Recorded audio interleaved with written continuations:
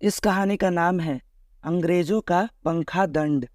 सन 80 के दशक तक एक गांव देहात में एक खास प्रकार का पंखा प्रचलन में था जो छत पर लगा रहता और एक रस्सी द्वारा कोई प्राणी डुलाता रहता था। चूंकि विद्युतीकरण उस समय हुआ नहीं था, हाथ से डुलाने वाला ये पंखा बड़े अमीर वर्ग में खासा प्रचलन में था। अंग्रेजी हुकूमत के दौरान ऐसे पंखों का खूब प्रयोग हुआ था।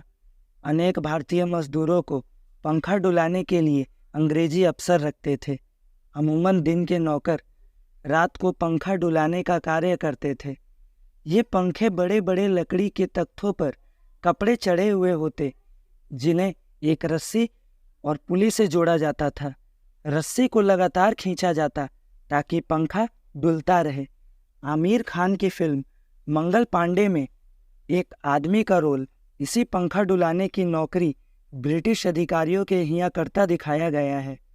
अंग्रेज अफसर इस काम के लिए गूंगे बहरे भारतीयों को प्राथमिकता दिया करते थे, कारण उनके बेडरूम की अतरंगता और प्राइवेसी डिस्टर्ब ना हो, कोई भारतीय अंग्रेजों की बातें ना सुन ले। इन पंखा डुलाने वालों को पंखा वाला कहा जाता था। दिन में फिरंगी अफसरों की चाकरी करने के बाद भारतीयों से रात में पंखा डुलाने का काम करवाया जाता था।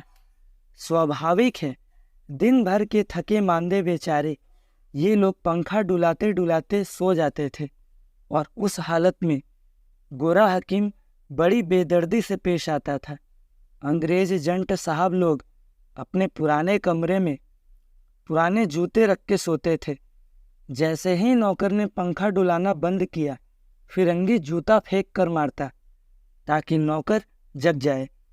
कुछ अंग्रेज अफसरों के अत्याचारों के कारण कुछ बेचारे भारतीय लोग इन भारी भरकम जूतों के नर्म स्थान पर चोट पहुंचने के कारण मारे भी गए, किंतु मारने वाले अंग्रेज पर कभी कोई कार्यवाही ना हुई। अनेक भारतीय पंखे वाले हाथ की वजह से पैर से पंखा डुलाते ताकि वो लेट सके और हाथों को आराम पहुंच सके। अपने ही देश में इस हद तक की बेकदरी के शिकार केवल हम भारतीय ही रहे होंगे।